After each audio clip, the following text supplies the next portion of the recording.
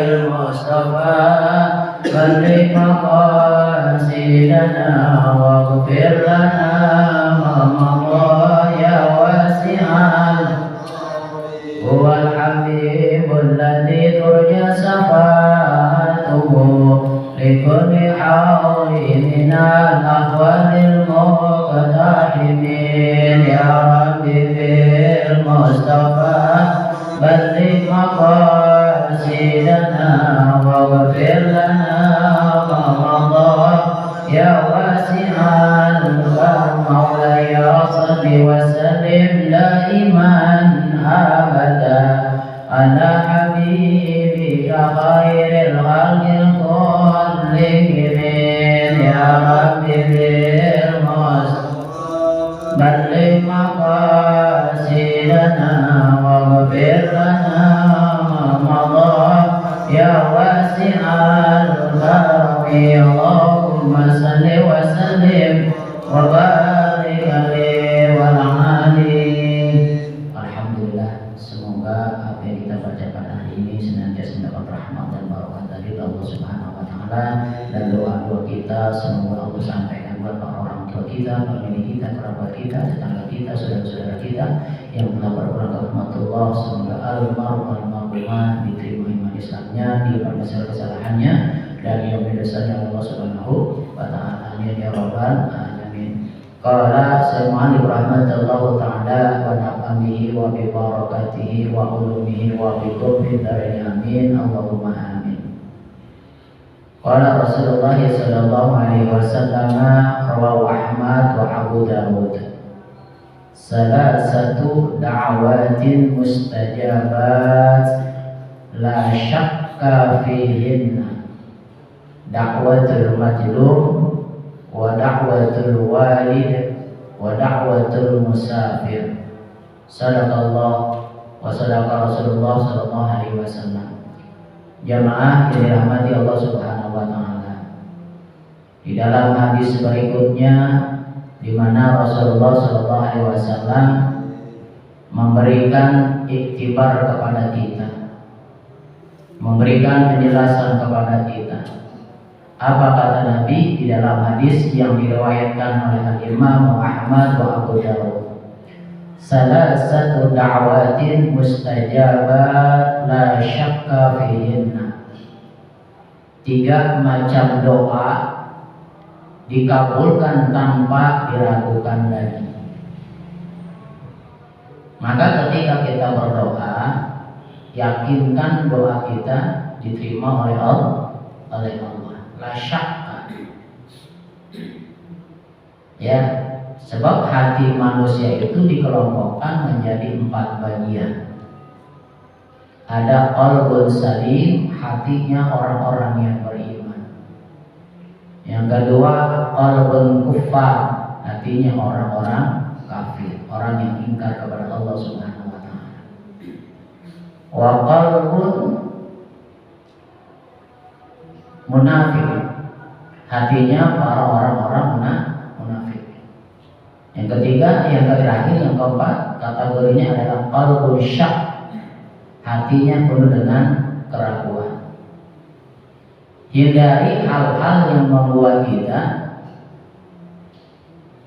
agar kita tidak terjebak di hal-hal yang sifatnya akan meragukan keyakinan kita.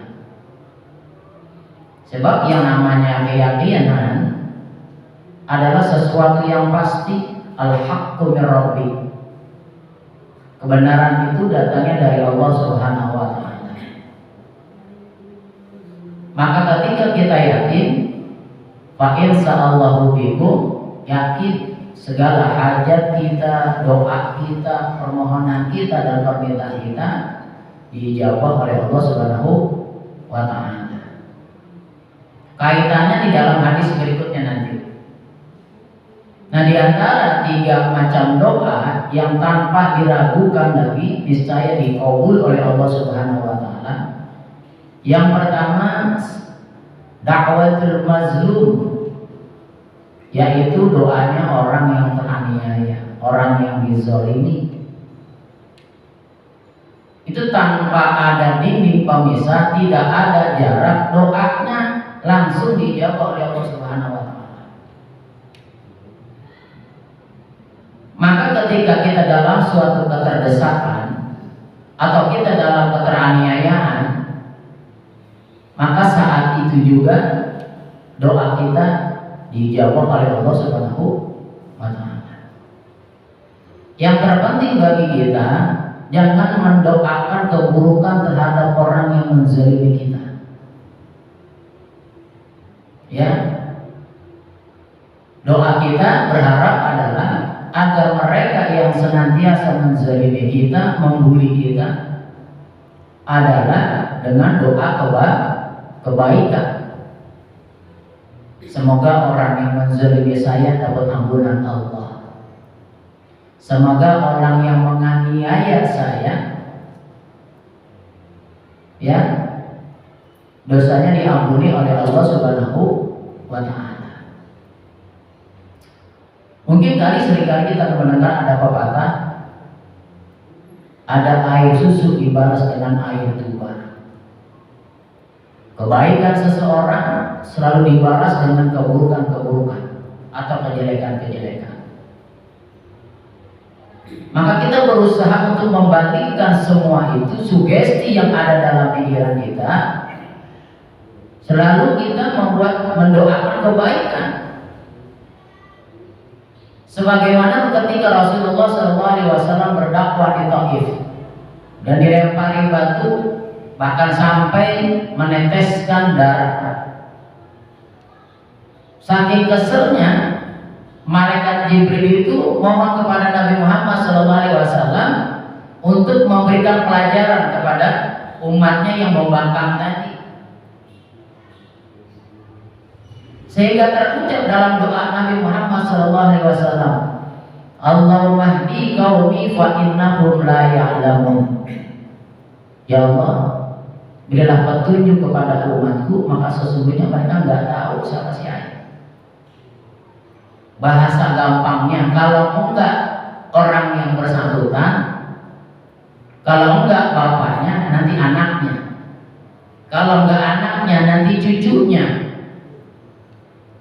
Itu luar biasa akhlaknya Rasulullah SAW. Ya, nah pepatah ini kita balik sekarang. Air tuba kita balas dengan air susu. Keburukan-keburukan yang mereka lakukan terhadap kita, kita doain semoga dia dapat hidayah. Memang berat. Beratan mana kita sekarang? Orang yang meminta maaf sama orang yang memaafkan. Kalau sejaman sekarang hampir sama, ya, hampir sama. Orang seakan-akan sulit untuk meminta maaf. Tapi ketika kita memaafkan kesalahan orang yang sudah melakukan aniaya kepada kita, Masya Allah, pahalanya luar biasa. Maka ketika doa yang dizalimi itu pasti dijawab oleh Allah Subhanahu wa taala.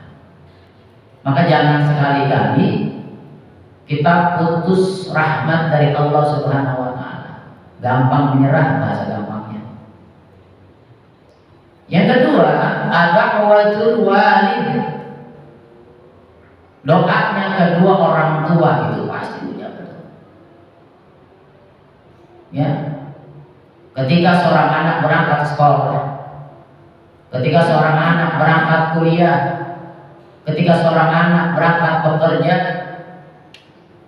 tak henti-hentinya orang tua bermunajat mohon perlindungan kepada Allah agar anaknya yang berangkat sekolah, yang memenuhi panggilan dalam belajarnya, ketika anaknya berada di sana, yang ketika sedang berkuliah, tidak henti-hentinya seorang tua selalu mendoakan. Bahkan anak kita yang sudah bekerja sekalipun, tidak henti-hentinya yang namanya orang tua selalu mendoakan agar kebaikan.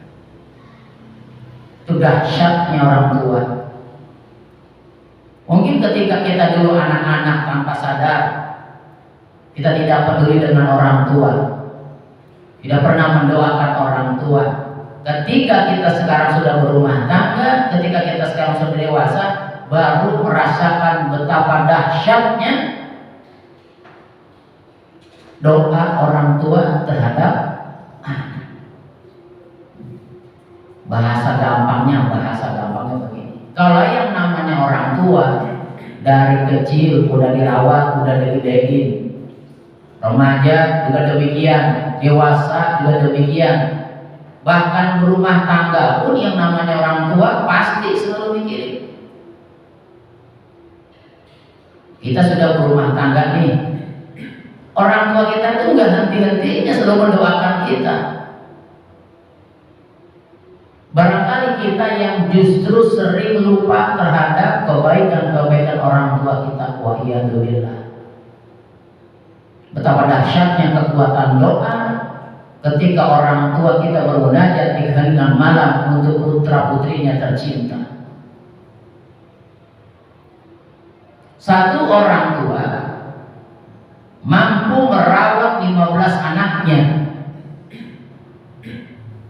mengajarkan anaknya, tapi belum tentu 15 anak mampu merawat satu orang tua. Betapa dahsyatnya itu doa orang tua. Minimal ketika kita berdoa, Rabbighfirli wa liwalidayya warhamhuma kama rabbayani shaghira. Itu yang dianjurkan oleh Rasulullah SAW. Yang ketiga, adakwatul musafir, dakwanya seseorang yang musafir. Musafir itu kata dasarnya adalah safara yusafiru musafiran, orang yang melakukan perjalanan. Tapi perjalanannya adalah perjalanan dalam hal ibadah. Seperti saudara-saudara kita yang tergabung dengan jamaah tabligh, itu luar biasa. Karena memang tujuan dia apa yang disuruh oleh Rasulullah SAW untuk berdakwah. Kita tidak bisa berceramah, kita tidak bisa memberikan tausiah. Minimal dakwah kita bilhal, dengan akhlak kita, dengan tutur kata kita, dengan perilaku kita. Itu adalah bagian dari dakwah sesungguhnya. Jadi seorang murabbi, seorang pendakwah nggak harus orang yang ngerti agama, bahasa gampangnya gitu. Ya, mungkin dengan tutur kata kita bisa mencontohkan kepada orang lain, dakwah juga namanya. Dengan perilaku kita bisa merubah sikap orang lain, dakwah namanya. Tanpa sadar kita pada hakikatnya adalah seorang murabbi, seorang pendakwah dalam hal kebaikan. Adakwatul musyafir, dakwahnya atau doanya adalah orang-orang yang melakukan perjalanan, tentunya perjalanan dalam mencari keridhaan daripada Allah Subhanahu wa taala. Dengan maksud dan tujuan fastabiqul khairat, untuk mencari sebanyak-banyaknya pahala kebaikan. Itu doanya orang musafir tuh. Jadi kalau kita misalkan ketika ada masjid kita kedatangan orang musafir, pendakwah dan lain sebagainya, boleh nggak kita minta doa? Boleh. Ya, boleh kita minta doa. Ya, supaya kita didoakan kebaikan-kebaikan. Ya. Jangan sungkan ketika kita meminta doa, mohon perlindungan daripada Allah Subhanahu wa taala. Barangkali yang kita minta, doa kita kepada yang bersangkutan, doa kita dijawab oleh Allah Subhanahu wa taala. Itu kehebatan doa tuh. Ya, yang tanpa jarak, yang tanpa ada dinding pemisah. 3 kelompok yang doanya dikabul oleh Allah Subhanahu wa taala tanpa diragukan lagi. Yang pertama, doanya orang-orang yang teraniaya. Yang kedua, doanya kedua orang tua kita. Dan yang ketiga adalah orang yang melakukan perjalanan dalam berdakwah, tentunya dalam tujuan-tujuan kebaikan.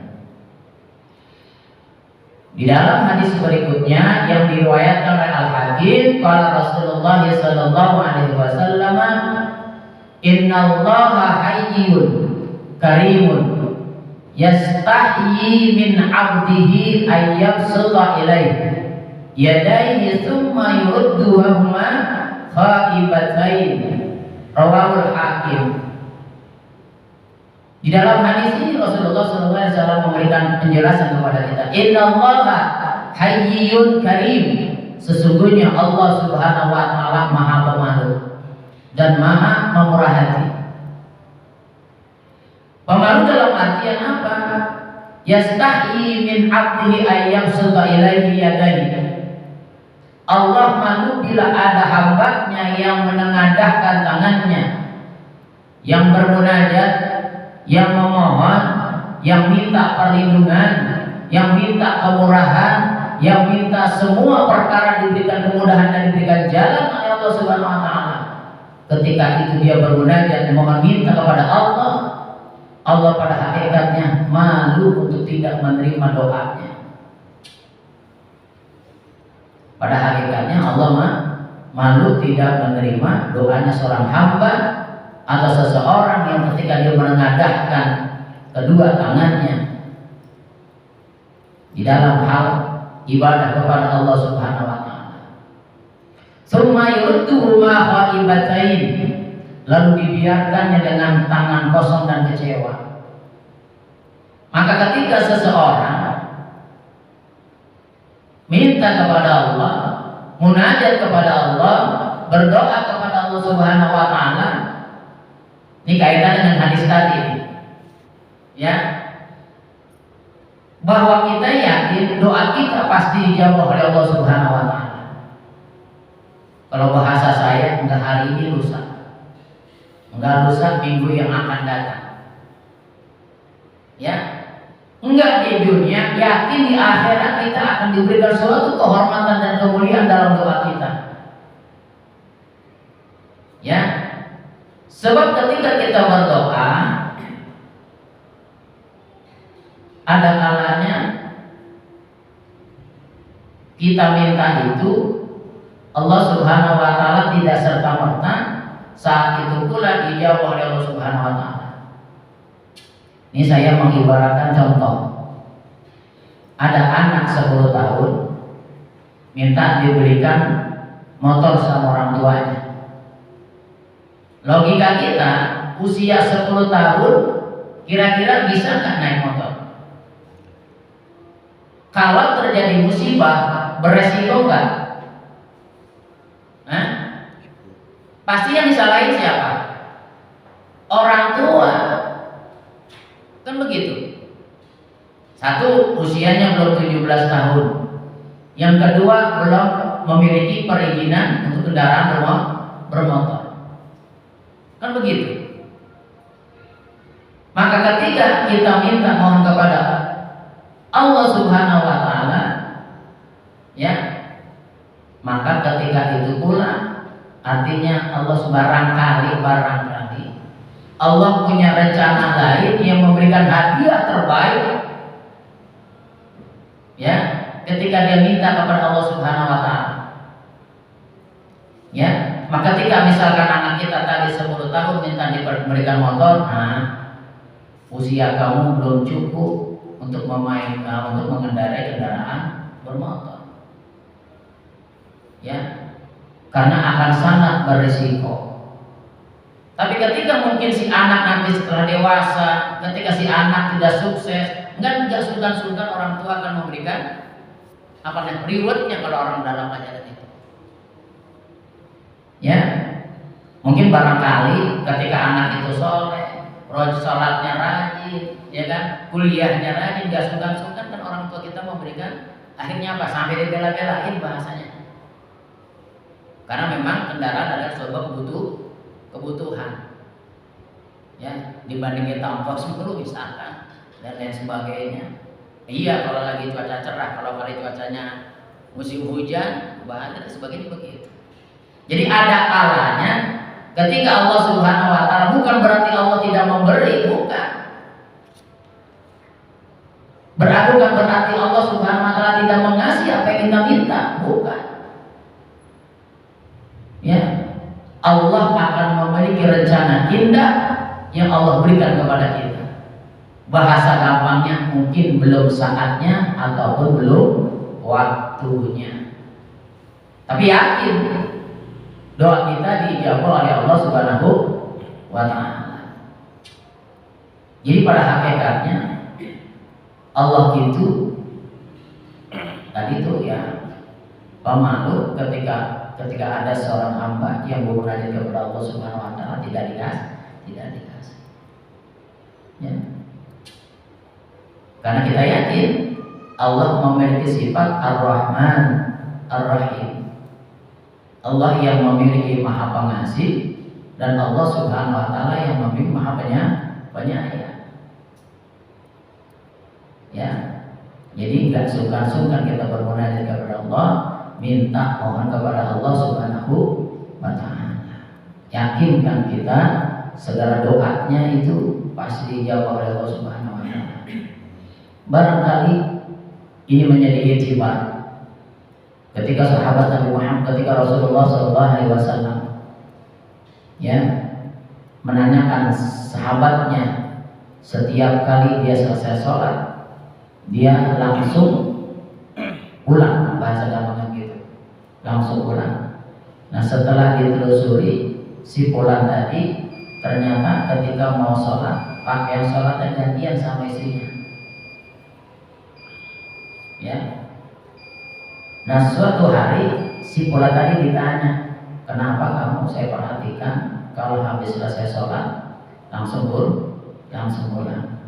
Ya Rasul, saya bukan orang yang tidak ingin mohon bermunajat kepada Allah, tidak ingin berzikir kepada Allah. Karena dalam keadaan darurat saya sholatnya, peralatan sholatnya ganti dengan orang rumah, bahasa gampang gitu. Sama orang rumah, tolong ya Rasulullah, minta sama Allah. Engkau kan yang doanya dijawab, engkau adalah seorang Rasul. Barangkali kalau saya punya usaha, barangkali kalau saya punya modal, saya bisa usaha. Ibaratnya begitu. Ketika itu Allah Subhanahu wa taala, ketika Rasul bermunajat di malam pertama, malam kedua, malam yang ketiga, ditegur Rasulullah SAW. Luar biasa. Bahasa gampangnya ya Muhammad, jangan mentang-mentang ibarat gitu ya, engkau minta dipertimbangkan dulu, jangan langsung minta aja. Walaupun doa itu kemudian hari dijawab oleh Allah Subhanahu wa taala. Tapi apa dampak dan akibatnya ketika Rasulullah SAW memanggil orang yang bersangkutan tadi, ya, wahai fulan, ibarat begitu, wahai fulan, ini ada seekor kambing, jaga, rawat baik-baik. Ya, kalau zaman dulu ini kali-kali itu masih ada orang yang ngawinin kambing.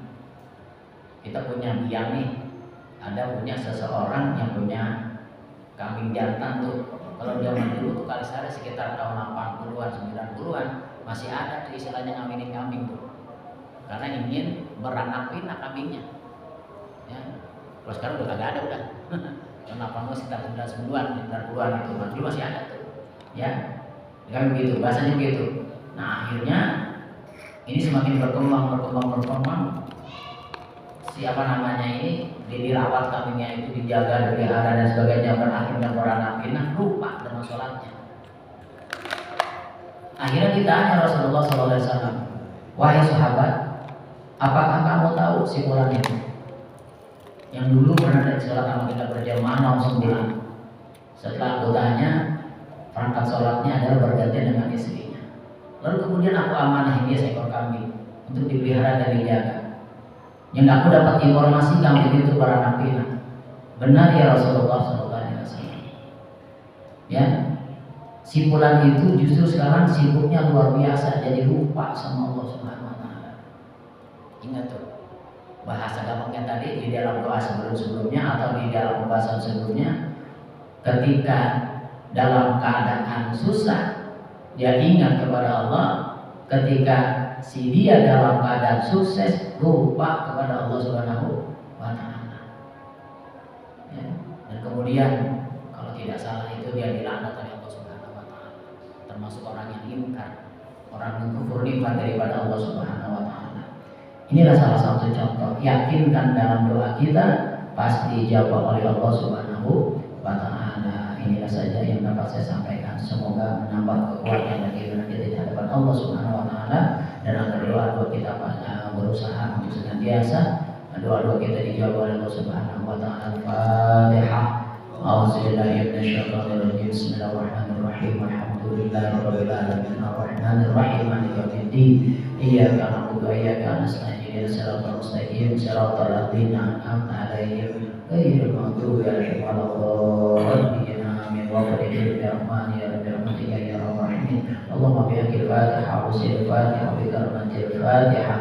Ya Faridul Ham, ya Kasifal Gham, ya Man Yaqdi, ya Fir wa Yarham. Allahumma fir lahu warhamhu wa bihi wa anhu. Allahumma fir lahu warhamhu wa bihi wa anhu. Allahumma fir lahu warhamhu wa bihi wa anha. Allahumma anzil rahmatan wa maghfiratan wa syafa'atan wa ni'matan ya ahlal qubur ya ahlal qawli la ilaha illallah Muhammadur Rasulullah sallallahu alaihi wasallam. Khususan wa jami' abaina wa ummahatina fi darina wa jaddatina wa jami' mu'minina wal mu'minat wal muslimina wal muslimat al-ahya'i minhum wal amwat. Irfa' lahum darajat wa karimna wa hasanat ya ayyuhan nafsul mutma'innah irji'i ila rabbika radiyatan mardiyah fadkhuli fi ibadi wa dkhuli jannati. Rabbana atina fid dunya hasanah wa fil akhirati hasanah wa qina adzaban nar. Bi fadli subhanaka rabbika rabbil izzati amma yasifun wa salamun alal mursalin walhamdulillahi rabbil alamin. Wassalamualaikum warahmatullahi wabarakatuh.